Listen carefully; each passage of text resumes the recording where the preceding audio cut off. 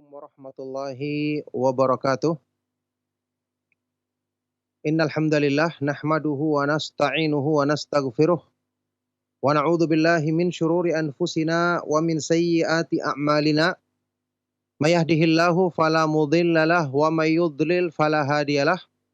Wa asyhadu an la ilaha illallah wahdahu la syarikalah wa asyhadu anna Muhammadan abduhu wa rasuluh. Allahumma salli wa sallim wa barik ala nabiyyina Muhammad wa ala alihi wa ashabihi wa man tabi'ahum bi ihsanin ila yaumiddin amma ba'du. Alhamdulillah, ma'asyiral muslimin, ma'asyiral ikhwah wal akhwat fid din rahimakumullah. Alhamdulillah, kita bersyukur kepada Allah Subhanahu wa taala atas semua limpahan nikmat dan karunia-Nya. Di pagi hari yang berbahagia ini kita dipertemukan kembali di dalam majelis ilmu yang mulia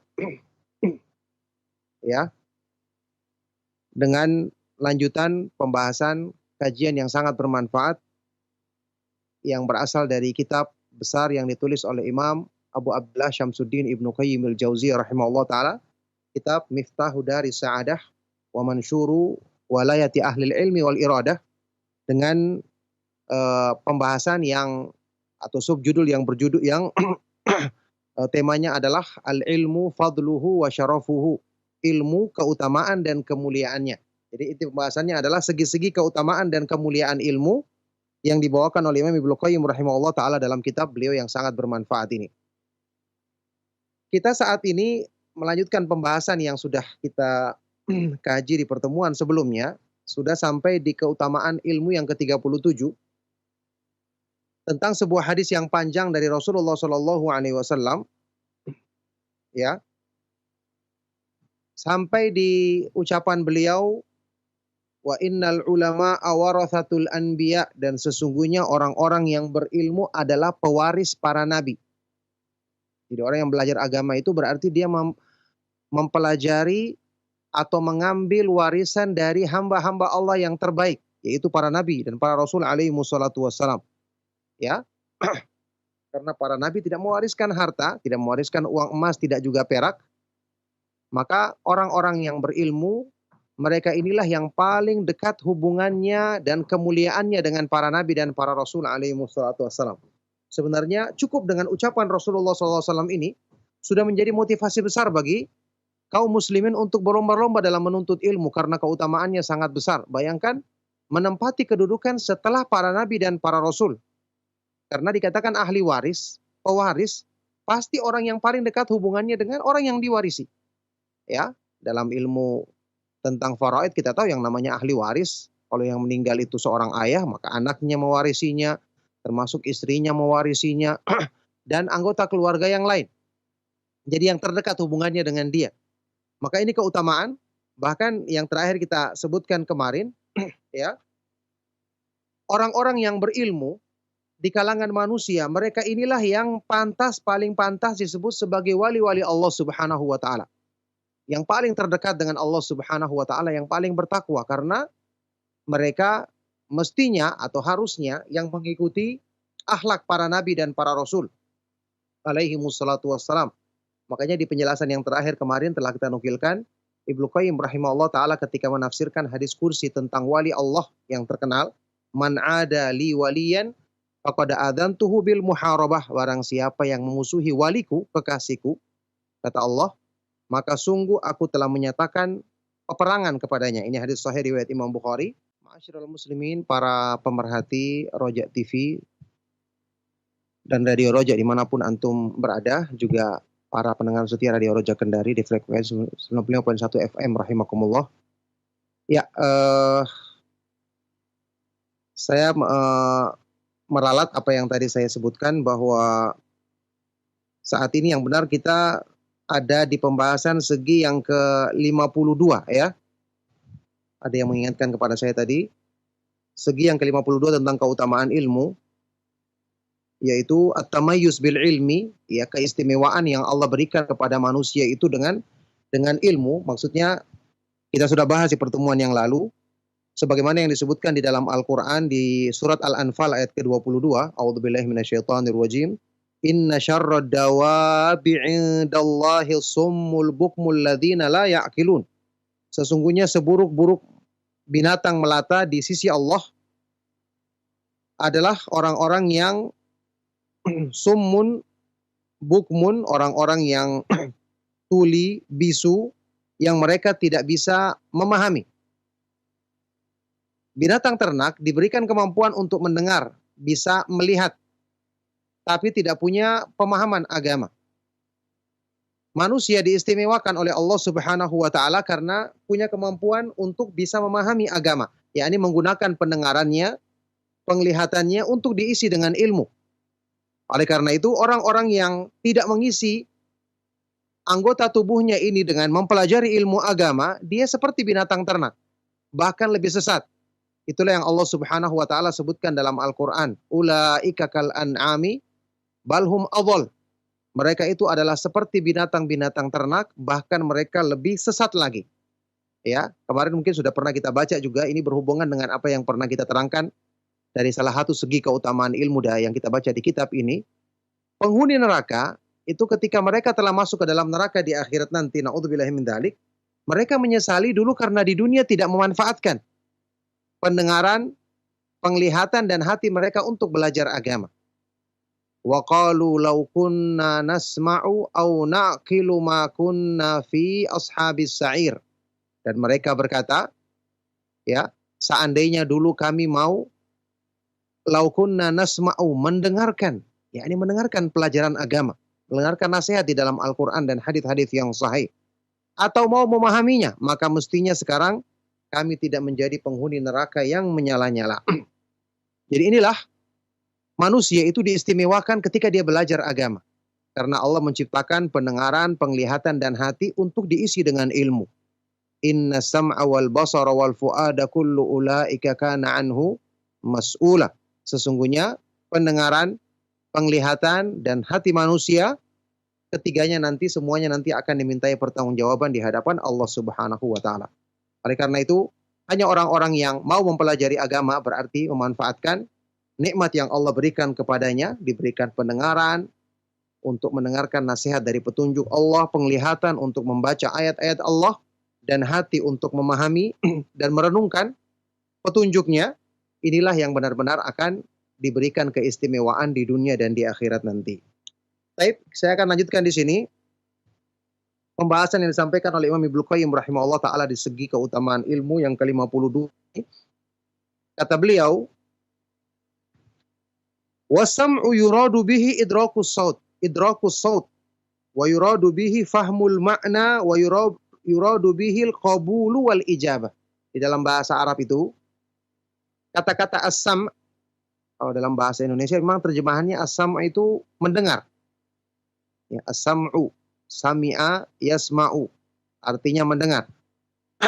Tapi sebenarnya di dalam bahasa Arab penggunaan kata-kata mendengar itu mungkin termasuk dalam bahasa Indonesia juga digunakan kalimat ini. Ya.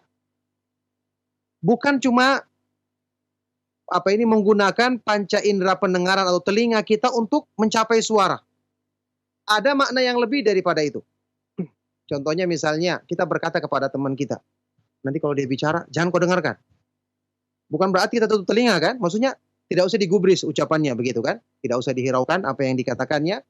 Yakni anggap angin lalu saja begitu. Jadi kata-kata mendengar di sini bukan sekedar menangkap suara yang disampaikan oleh orang. Dalam bahasa Arab pun seperti itu.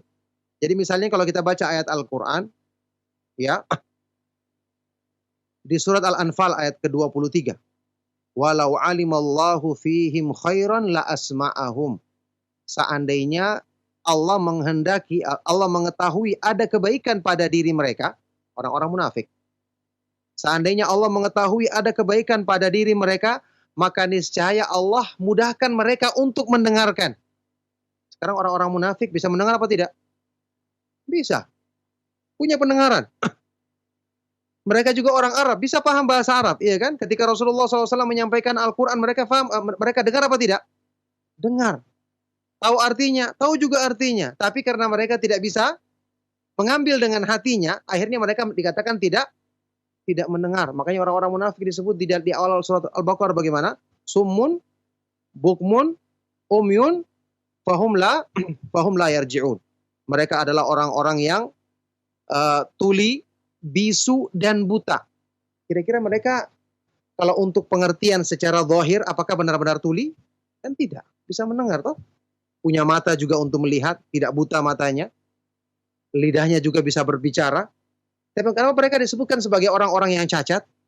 Karena yang di hadapan Allah dinilai benar-benar berfungsi. Panca inderanya itu bukan sekedar bisa berbicara.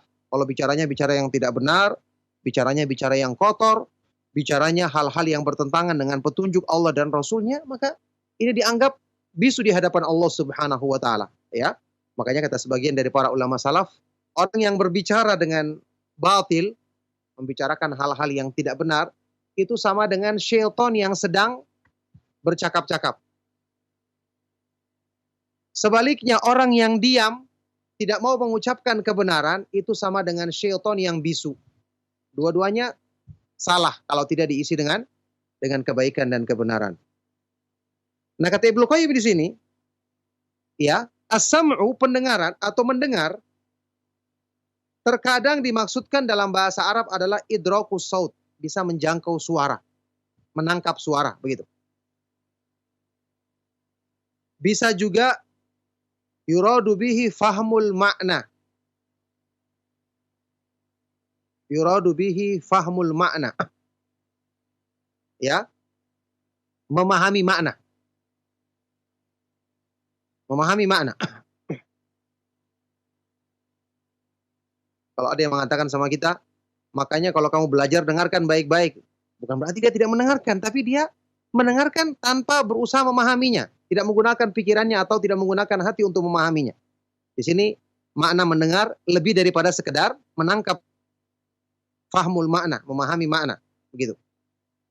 Bisa juga bahkan lebih daripada itu, as-sam'u mendengarkan itu dalam bahasa Arab juga bisa berarti al-qabul wal ijabah. Ya. Menerima dan menjawab, memenuhi, menerima dan memenuhinya. Wa thalathatu fil Qur'an, ketiga makna ini tersebut di dalam Al-Qur'an. Coba waktu kita iktidal bangkit dari ruku, kita ucapkan apa waktu salat? Sami Allahu liman hamidah. Semoga Allah mendengarkan orang yang memujinya. Pasti Allah mendengarkan orang memujinya. Allah Maha mendengar. Tapi di sini bukan makna sekedar mendengar saja. Di sini ada makna mengabulkan. Ya, ini maksudnya ucapan kita sami Allahu liman hamidah adalah semoga Allah mengabulkan doa hamba yang memujinya. Ya, doa hamba yang memujinya. Makanya waktu itu kita di dalam i'tidal tadi kita memuji Allah Subhanahu wa taala, kita baca apa? Rabbana walakal hamdu mil as-samawati wal ardi dan seterusnya sampai di akhir. Setelah itu kita sujud, kita berdoa. Setelah kita membaca subhana rabbiyal a'la, kita berdoa. Di sini kita memohon kepada Allah supaya mengabulkan doa kita karena kita memujinya. Nah, ketiga makna ini disebutkan di dalam Al-Qur'an. Coba kita lihat contohnya. Makna yang pertama,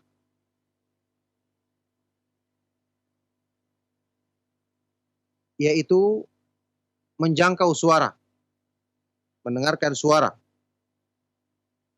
Disebutkan di dalam surat Al-Mujadilah ayat ke-1. Qad sami Allahu qaulal lati tujadiluka fi zawjiha wa tashtaki ila Allahi wallahu yasma'u tahawurakuma innallaha sami'un basir. Sungguh Allah telah mendengarkan pengaduan seorang perempuan yang mengadukan kepadamu wahai Rasulullah, wahai Muhammad sallallahu alaihi wasallam tentang suaminya, dan dia mengadu kepada Allah, dan Allah mendengarkan percakapan kalian berdua. Sesungguhnya Allah Maha mendengar lagi Maha melihat.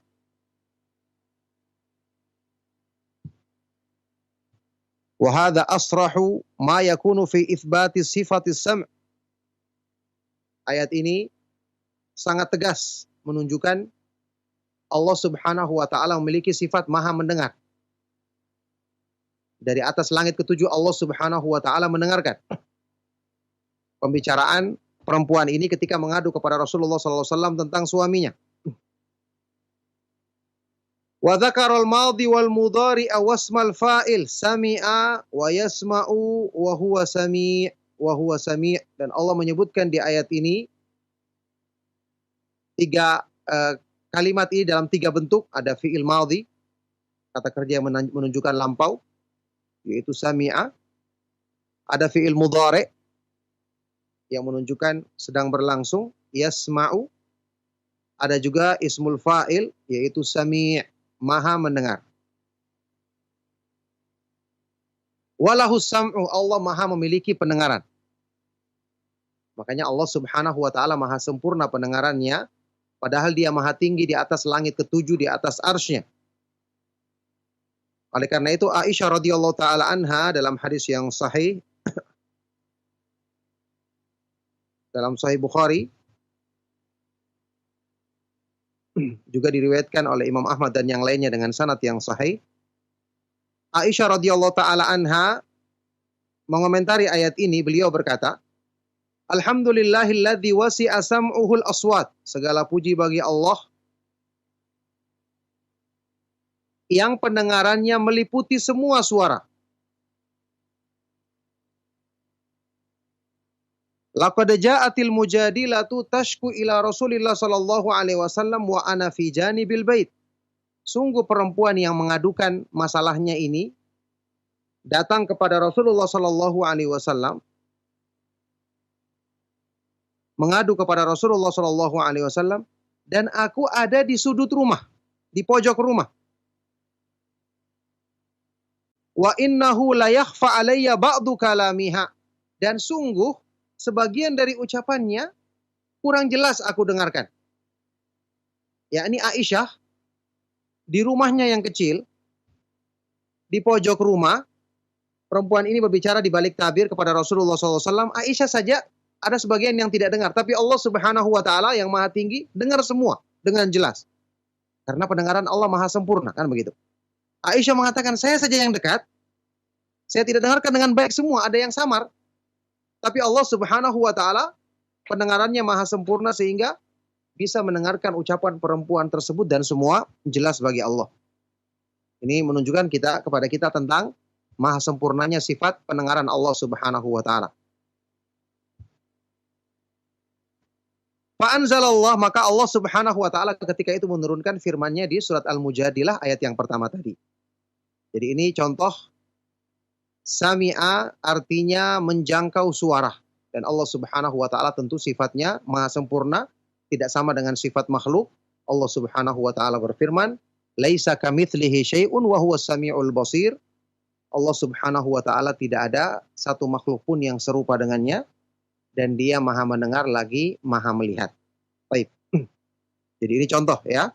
Jadi pendengaran, mendengar di dalam bahasa Arab itu bisa berarti yang pertama menjangkau suara. Baik, yang kedua, sam'ul faham. Mendengar yang berarti memahami. Tentu kita dengarkan suara tapi kita berusaha memahaminya. Makanya ada orang yang datang pengajian misalnya, atau mendengarkan ceramah, tapi pikirannya kemana-mana. Setelah selesai ceramah ditanyakan, apa yang tadi kamu dengarkan, apa yang kamu pahami? Tidak ada, kosong sama sekali. Padahal dia bisa mendengar. Ada yang seperti ini dan banyak. Ya, orang yang melaksanakan sholat saja, setelah selesai sholat, coba antum tanyakan, tadi imamnya setelah Al-Fatihah, rakaat pertama baca apa? Oh, saya tahu, dia baca Al-Fatihah. Ya pasti baca Al-Fatihah. Kalau tidak batal sholatnya, iya kan? Setelah Al-Fatihah bacanya apa? Bingung dia. Kenapa? Dia melamun, pikirannya kemana-mana. Padahal dia dengarkan. Ada orang yang ketika mendengarkan itu lalai. Makanya nanti kalau kita bahas tentang adab dalam menuntut ilmu, itu ketika orang itu hadir, dia harus konsentrasi. Karena ilmu itu mulia. Ya, kalau orang tidak peduli, maka dia pun juga tidak akan bisa mampir atau singgah di hati orang tersebut. Kalau kita sungguh-sungguh mendengarkannya, kita akan bisa dapatkan, kita akan dapatkan ilmu itu menetap di diri kita. Karena ilmu itu hanya akan mau ya ketika seorang itu bersungguh-sungguh dalam menuntutnya. Sebagian dari para ulama mengatakan, al ilmu in a'taitahu kullaka lam yu'tika illa nisfahu. Ilmu itu kalau kamu curahkan semua yang ada pada dirimu, maka dia tidak akan memberikan kepadamu kecuali setengahnya saja. Ini orang sungguh-sungguh mencurahkan semua pemahamannya, konsentrasinya. Ilmu yang kita dapatkan hanya setengah. Berarti kalau yang kita berikan setengah-setengah, apa yang kita dapatkan? Tidak ada kan? Tidak ada. Kalau setengah-setengah. Jadi harus sungguh-sungguh dalam menuntut ilmu, ya. Itu pernyataan dari para ulama kita. Baik. Yang kedua, tadi mendengarkan yang mengandung arti memahami.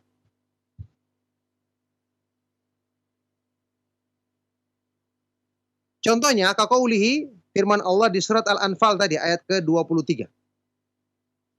Walau alimallahu fihim khairan la asma'ahum. Seandainya Allah mengetahui ada kebaikan pada diri mereka, orang-orang munafik, maka niscaya Allah jadikan mereka mau mendengarkan, yakni memahami kebenaran.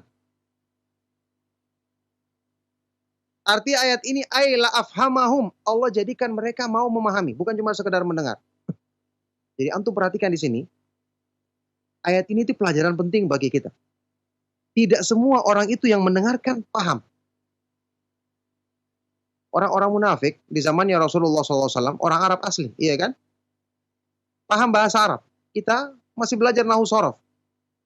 Tapi alhamdulillah kita mau menerima kebenaran. Kita mau menerima tauhid, kita belajar iman juga kita terima.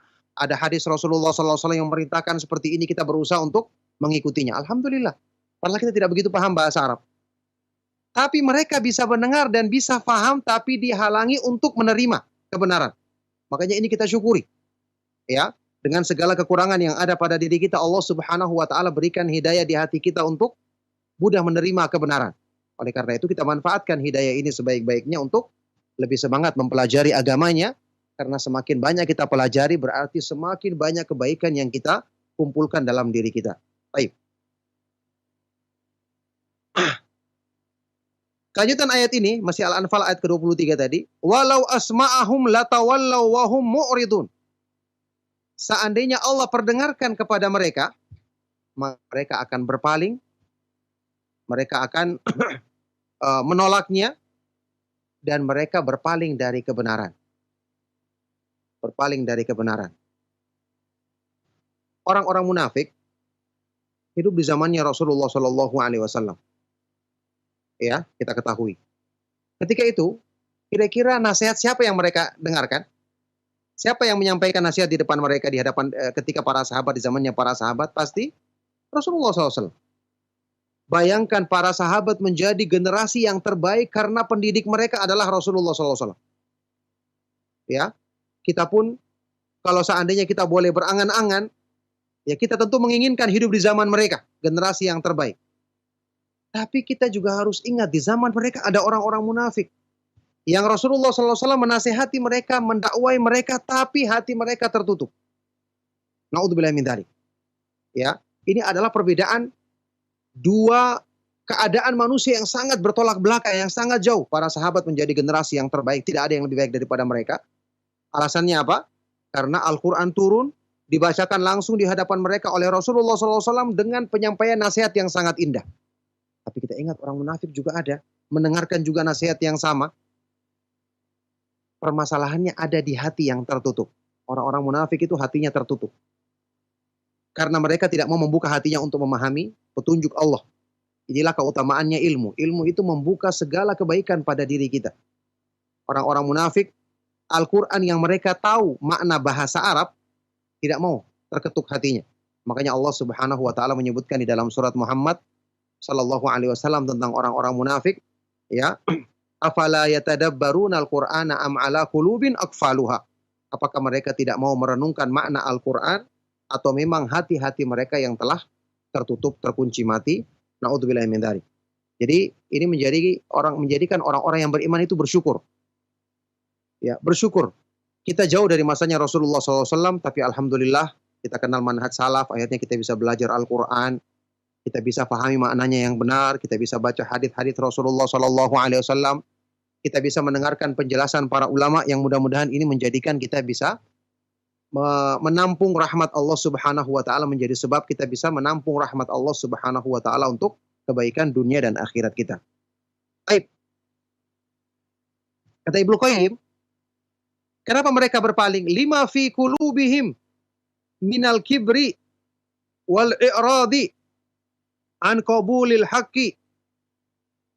Karena di dalam hati mereka ada kesombongan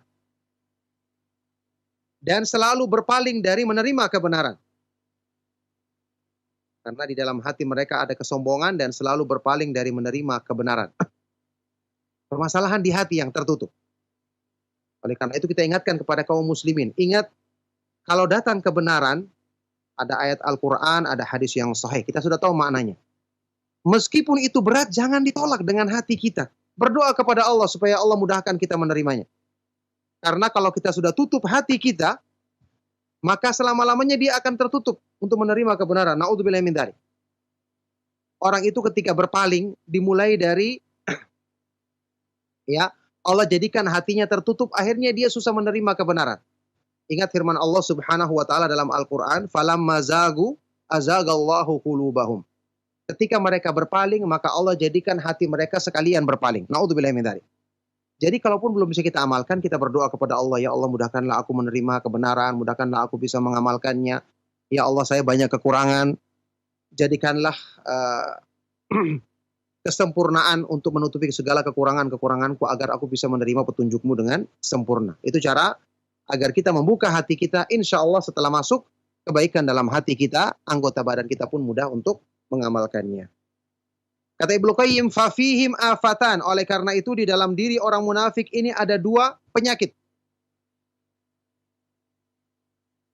Annahum la yafhamunal haqqa li jahlihim. Walau fahimuhu latawallaw anhu wa hum mu'ridun. Wa hum mu'riduna anhu li kibrihim.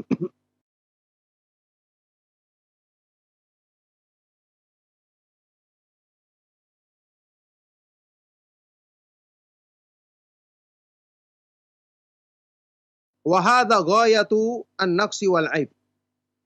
Mereka punya dua penyakit. Yang pertama, mereka tidak memahami kebenaran karena kebodohannya. Jadi pertama jahil. Kebodohan ini penyakit orang munafik. Tidak mau belajar, tidak mau berusaha memahami. Makanya penuntut ilmu beruntung. Karena insya Allah mereka akan dihindarkan dari sifat-sifat yang membawa kepada kemunafikan. Na'udzubillah min dzalik. Penyakit yang kedua, kalaupun mereka paham, mereka akan berpaling darinya. Mereka akan meninggalkannya dan berpaling darinya. Kenapa? Karena kesombongan. Bangga terhadap kemampuan diri. Padahal bodoh. Padahal tidak paham. Ini dua penyakit, kejahilan dan kesombongan. Ya. Kejahilan, kebodohan, dan kesombongan mereka. Jadi kalaupun mereka paham, mereka tidak mau juga terima. Tetap berpaling darinya karena kesombongan. Wa hadza ghayatun naqsi wal 'aib, maka ini adalah puncak dari kekurangan dan celaan bagi mereka. Baik, sekarang makna yang ketiga.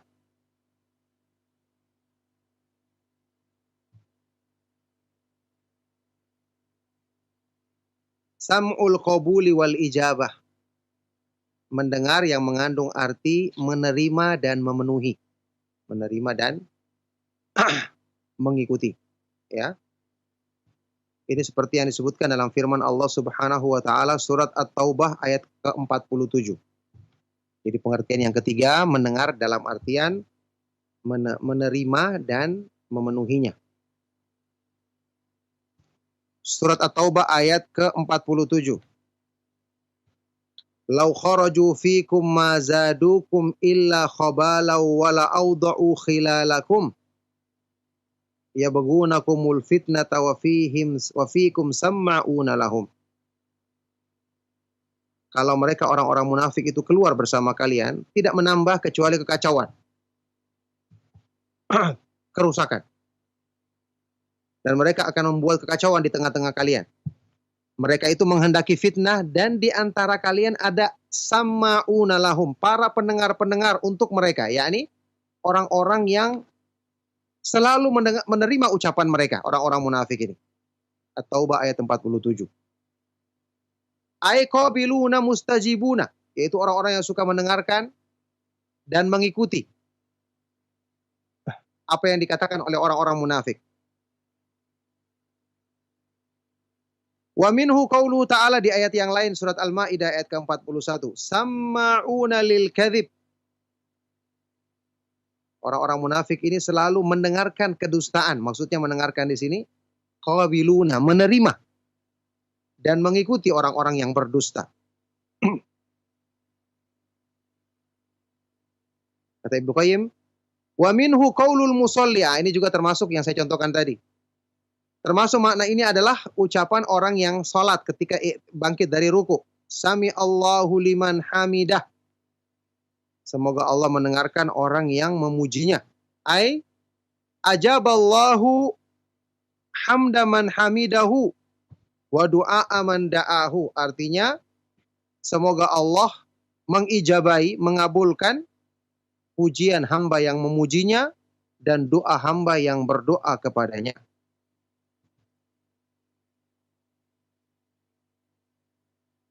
Makanya dalam hadis riwayat Imam Muslim, Rasulullah SAW bersabda, "Idza qala al-imamu sami Allahu liman hamida faqulu rabbana walakal hamdu." Jika imam mengatakan sami Allahu liman hamidah, semoga Allah mendengarkan, menjawab hamba yang mujinya, faqulu, maka katakanlah kalian wahai makmum, rabbana walakal hamdu. Wahai Rabb kami dan bagimu segala pujian. Kata Imam Nawawi, termasuk juga makmum mengatakan sami Allah liman hamidah. Karena itu zikir peralihan. Setelah dia berdiri baru mengatakan Rabbana walakal hamdu. Dan itu pendapat yang benar dalam masalah ini. Jadi makmum mengucapkan dua-duanya. Sebagaimana imam juga mengucapkan dua-duanya. Ucapkanlah Rabbana walakal hamdu. Wahai Rabb kami bagimulah segala pujian. Kata Nabi SAW, Yasma'illahu lakum. Maka Allah akan mendengarkan pujianmu itu, artinya yujibukum, mengabulkannya. Mengabulkan, memenuhi apa yang kalian minta dengan memuji Allah Subhanahu wa taala dan berdoa kepadanya. Maka kita perhatikan pendengaran yang tiga macam ini semua adalah dilakukan oleh orang yang menuntut ilmu. Oleh karena itu Allah Subhanahu wa taala memuliakan mereka karena mereka memanfaatkan pendengaran yang Allah berikan kepada mereka dengan pemanfaatan yang sesungguhnya, ya, memanfaatkan nikmat terbesar yang Allah Subhanahu wa taala berikan kepada hamba ini, yaitu pendengaran untuk mendengarkan nasihat dari petunjuknya, kemudian penglihatan untuk membaca ayat-ayatnya dan hati untuk memahami. Wal maksud, kata Ibnu Qayyim, dan maksudnya di sini kesimpulannya annal insana idza lam yakun lahu ilmun bima yuslihuhu fi ma'ashihi wa ma'adihi kanal haywanul bahimu khairan minhu. Kesimpulannya, seorang manusia kalau dia tidak memiliki ilmu, tidak memiliki ilmu untuk memperbaiki dirinya, untuk meluruskan hidupnya di dunia maupun di akhirat, maka sungguh hewan, binatang lebih baik darinya.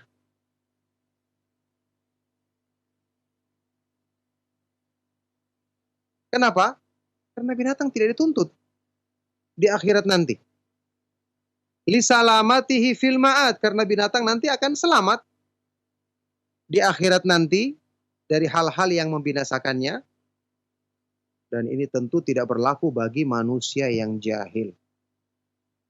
Tidak berlaku bagi manusia yang jahil.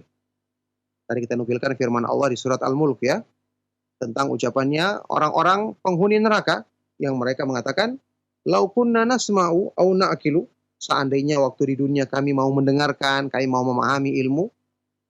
Itu penyesalan mereka, menunjukkan orang-orang yang jahil, menyesali kejahilannya, dia mendapatkan kebinasaan, menjadi penghuni neraka karena di dunia tidak mau belajar agama Allah Subhanahu wa taala.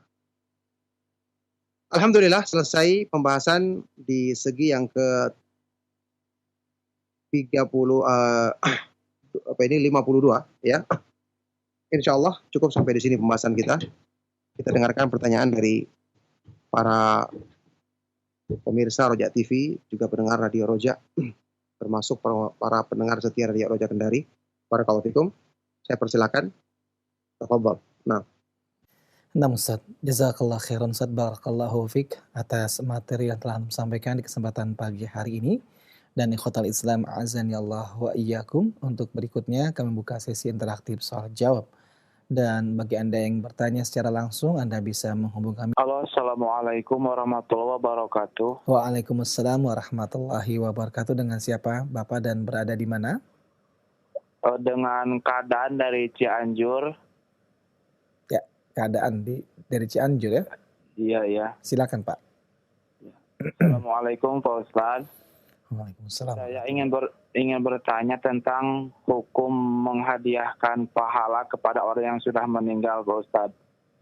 Menurut yang saya ketahui bahwa hukum menghadiahkan pahala baca Al-Quran itu sampai kepada ahli kubur Ustadz. Yang saya tanyakan, apakah termasuk amal-amal yang lainnya seperti pahala berzikir dan bersalawat itu juga bisa dikhususkan kepada orang yang sudah meninggal Ustadz? Nah. Mohon penjelasannya. Barakallahu fikum. Assalamualaikum warahmatullahi wabarakatuh. Wa fikum barakallah. Waalaikumsalam warahmatullahi wabarakatuh. Dan kepada Ustadz kami persilakan menjawab. Silakan Ustadz. Barakallahu fikum, pertanyaan sangat bermanfaat dan sangat baik sekali dari Bapak yang ada di Cianjur tadi ya.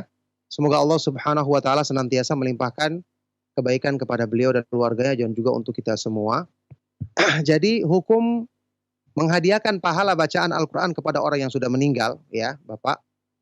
Pemahaman Bapak perlu diluruskan dalam masalah ini bahwa hukumnya yang benar itu tidak sampai kepada orang yang meninggal tersebut. Kenapa? Karena itu bukan amalannya dan Allah Subhanahu wa taala telah menyebutkan patokan apa yang akan didapatkan oleh manusia itu dalam beberapa ayat Al-Qur'an. Di antaranya Allah Subhanahu wa taala berfirman di surat An-Najm, "Wa allaisa lil insani illa ma sa'a." Ya, bahwa manusia tidak akan mendapatkan kecuali dari apa yang diusahakannya sewaktu di dunia. Laha ma kasabat wa 'alaiha maktasabat. Seorang manusia akan mendapatkan kebaikan dari kebaikan yang diusahakannya, juga dosa dari dosa yang diusahakannya. Makanya hukum asalnya manusia itu ketika dia telah meninggal dunia, maka dia terputus amalnya dari kehidupan dunia ini. Oleh karena itu di dalam hadis sahih riwayat Imam Muslim, Rasulullah SAW bersabda, "Idza mata ibnu Adam inqata'a amaluhu." Jika seorang manusia telah meninggal dunia, terputus amalnya. Ini jelas Nabi SAW mengatakan, "Illa min thalathin," kecuali dari 3. Yang 3 perkara ini pun memang dia ada usaha di situ. Sudah terputus, tapi kalau dia meninggalkan sesuatu yang masih ada jejaknya, ada bekasnya, itu yang dia dapatkan. Rasulullah SAW menyebutkan dalam hadis ini pertama, sadaqatin jariyatin, sedekah yang terus mengalir pahalanya. Orang yang misalnya menyumbangkan Al-Quran dibaca oleh para penghafal Al-Quran, orang membangun masjid. Karena ini adalah jejaknya sendiri, dia sendiri usaha yang setelah dia meninggal pun masih dimanfaatkan. Ini baru dapat. Au ilmin yuntafa'u bihi, ilmu yang diajarkan. Ini baru dapat. Jadi orang bisa dapatkan pahala membaca Al-Quran dari orang yang masih hidup. Kalau dia misalnya guru ngaji, dia mengajarkan kepada murid-muridnya bacaan Al-Quran. Setelah dia meninggal dunia, maka dia tetap dapatkan pahala karena dia yang mengajarkan kepada murid-muridnya tersebut.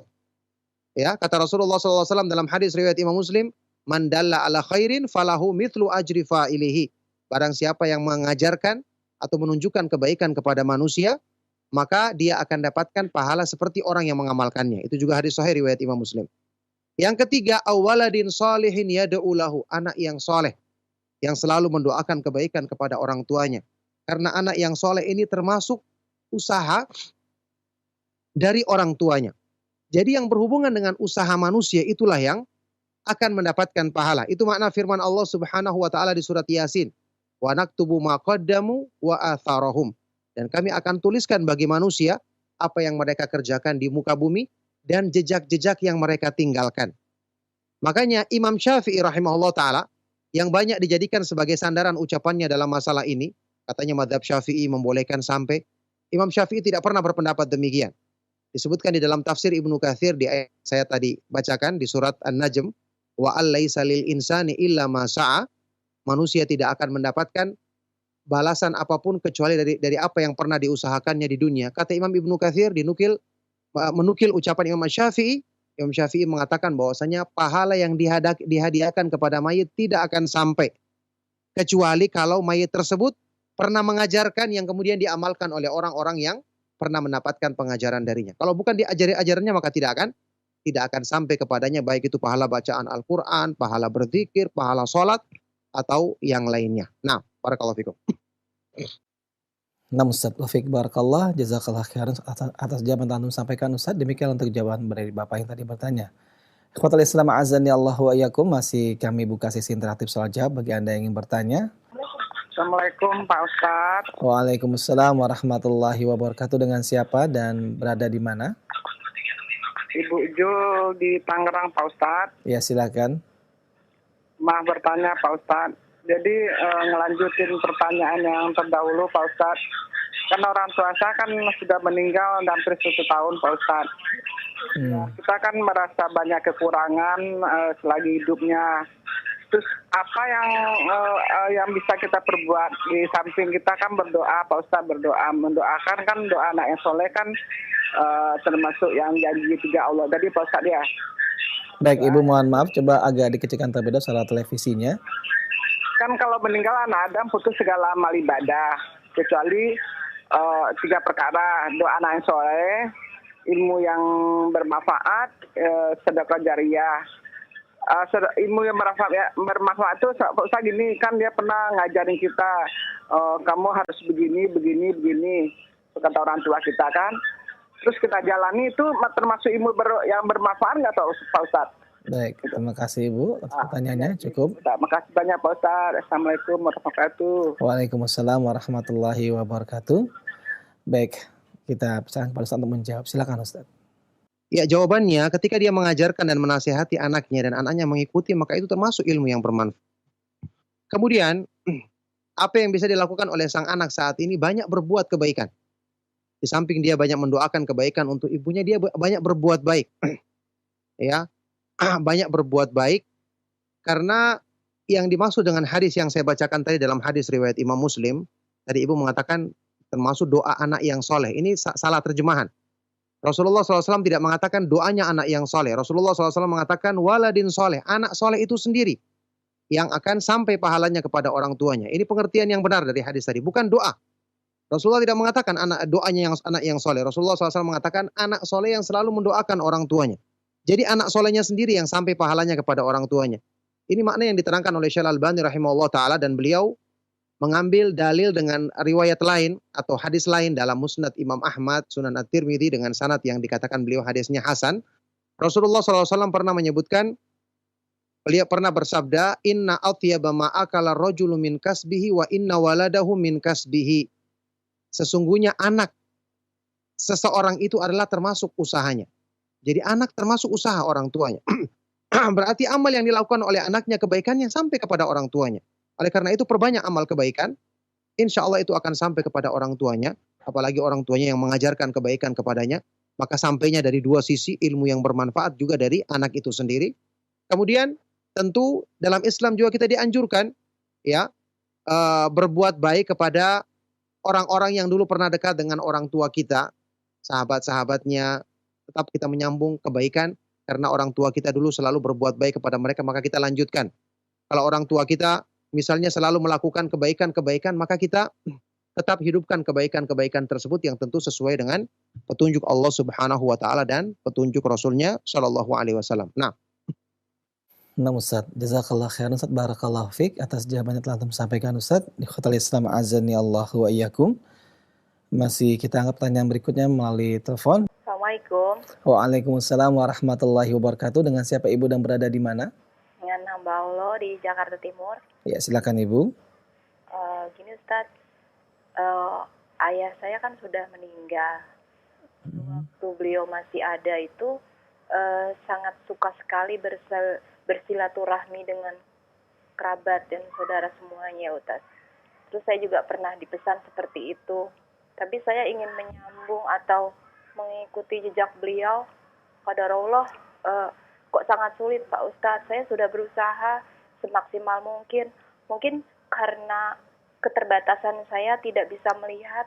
Jadi kebanyakan saudara itu pada menjauh gitu Pak Ustadz. Apa yang saya harus lakukan Pak Ustadz? Soalnya saya ingin sekali mengikuti jejak beliau gitu dan sesuai dengan apa ajarannya gitu Pak Ustadz. Syukron jazakallah. Afwan. Assalamualaikum. Wafik barakallah. Waalaikumsalam warahmatullahi wabarakatuh. Dan kepada Ustadz kami pesan untuk menjawab. Silakan Ustadz. Yang bermanfaat sekali dari beliau yang ada di Jakarta Timur. Semoga Allah Subhanahu wa taala senantiasa melimpahkan kebaikannya kepada beliau ya dan juga kepada kita semua. Ya, tentang ayahnya yang sudah meninggal tadi, kita katakan rahimahullah, semoga Allah merahmatinya. Itu bagus kalau kita sebut orang tua kita sertakan selalu dengan doa. Misalnya kita menceritakan ibu saya dulu rahimahullah, semoga Allah merahmatinya. Ini bagus karena kita terbiasa mengucapkan doa untuk orang tua kita yang sudah meninggal dunia. Tapi kalau kita ingin melanjutkan kebiasaan baiknya, maka tentu ini perbuatan yang sangat terpuji. Cuman kondisi yang tadi ditanyakan oleh beliau ini, dia punya keterbatasan, ya kita katakan dia lakukan sesuai dengan kesanggupannya. Lagi pula yang namanya silaturahim kepada kerabat, dan memang silaturahim itu hanya ditujukan kepada kerabat, ya. Sudah kita terangkan berkali-kali, ada penggunaan kalimat yang salah dalam silaturahim. Orang berkunjung ke rumah temannya, dia bilang saya mau bersilaturahim ke rumah teman saya. Salah. Teman itu bukan silaturahim namanya, karena silaturahim itu menyambung hubungan yang punya, menyambung kebaikan dengan orang yang punya hubungan kekeluargaan dengan kita. Kalau kita menuju ke rumah saudara kita, itu namanya silaturahim. Kalau kita berkunjung ke rumah orang tua kita, namanya silaturahim. Ke bibi kita, paman kita, silaturahim namanya. Kalau teman kita bukan silaturahim namanya, itu berkunjung karena Allah atau istilah yang lain, tapi bukan namanya silaturahim. Tapi bagi beliau yang tadi bertanya ini, kalau ingin menghidupkan kebaikan tersebut sesuai dengan kemampuan. Sudah kita sebutkan tadi, silaturahim tidak mesti harus mengunjungi, apalagi dia punya keterbatasan, katanya penglihatannya mungkin tidak bisa melihat, ya. Kita katakan gunakan cara yang lain. Kalau bisa kita berkirim pesan yang baik, atau mungkin kita punya satu kelebihan, kita kirimkan makanan kepada mereka. Tentu yang paling penting juga jangan lupakan selalu mendakwai mereka agar mengenal sunnah atau mengikuti, mendengarkan kajian yang bermanfaat, nasihati mereka ketika misalnya akan datang bulan Ramadan, sampaikan kepada mereka ini waktu atau bulan turunnya rahmat Allah, kita banyak mohon ampun dan seterusnya. Kita lakukan hal-hal kebaikan seperti ini termasuk bagian dari silaturahim. Kalau kita punya keterbatasan tidak bisa mengunjungi mereka, maka kita gunakan dengan kebaikan-kebaikan yang lain, meskipun cuma sekedar menelepon atau mengirim SMS atau WA misalnya menanyakan kabar mereka, ini sudah termasuk bagian dari silaturahim yang disebutkan keutamaannya dalam Islam. Nah, barakallahu fikum. Nah, Ustaz Wafik barakallah, jazakallah khairan Ustaz atas jawaban yang telah Anda sampaikan Ustaz. Dan ikhwatal Islam azan ya Allah wa iyyakum. Kita angkat pertanyaan melalui pesan singkat Ustaz. Dan ini pertanyaan terakhir di kesempatan kita pagi hari ini Ustaz, dengan pendengar kita yang berada di Ambon. Beliau bertanya, Ustaz, saya setiap hari selesai sholat fardu selalu membaca surat Al-Fatihah yang saya tujukan untuk ayah mertua saya dan seluruh keluarga saya yang sudah meninggal. Apakah ini memang ada tuntunannya dari Rasulullah Sallallahu Alaihi Wasallam, Ustaz? Silakan Ustaz. Bermanfaat dari Bapak yang ada di Ambon ya. Semoga Allah Subhanahu wa taala senantiasa melimpahkan rahmat dan kebaikannya kepada beliau, kepada keluarga dan kepada kita semua. Jawabannya, apa yang Bapak lakukan ini tidak ada tuntunannya. Rasulullah SAW tidak melakukannya, para sahabat juga tidak melakukannya. Bahkan para ulama imam madhab seperti Imam Syafi'i, Imam Ahmad dan yang lainnya tidak pernah mengajarkannya. Kalau seandainya ini baik, tentu mereka akan mengajarkannya kepada kita. Jadi yang kita lakukan setelah selesai sholat adalah kita membaca zikir-zikir yang dicontohkan oleh Rasulullah SAW, mulai dari istighfar, kemudian membaca zikir yang diajarkan di dalam hadis-hadis yang sahih. Ini yang harusnya kita baca. Kalau kita ingin mendoakan untuk keluarga kita, boleh kita berdoa setelah itu. Mendoakan agar diampuni dosa-dosa mereka, ya, agar diberikan rahmat Allah di kuburan mereka dan seterusnya. Itu diperbolehkan. Tapi kalau membacakan Al-Fatihah tadi sudah kita sebutkan tidak sampai pahalanya karena tidak pernah dicontohkan oleh Rasulullah SAW dan para sahabat radhiyallahu taala anhum ajma'in. Barakallahu fikum, ini pertanyaan yang terakhir ya. Semoga apa yang kita bahas dan kita kaji di kesempatan pagi hari ini bermanfaat dan menjadi sebab untuk kebaikan dunia dan akhirat kita. Kita cukupkan. Mohon maaf jika ada yang salah dan kurang. Sallallahu wasallam wa barak ala nabiyina Muhammad wa ala alihi wa ashabihi wa man tabi'ahum bi ihsanin ila yaumiddin walhamdulillahi rabbil alamin. Subhanakallahumma wa bihamdika asyhadu an la ilaha illa anta astaghfiruka wa atubu ilaik. Wassalamualaikum warahmatullahi wabarakatuh.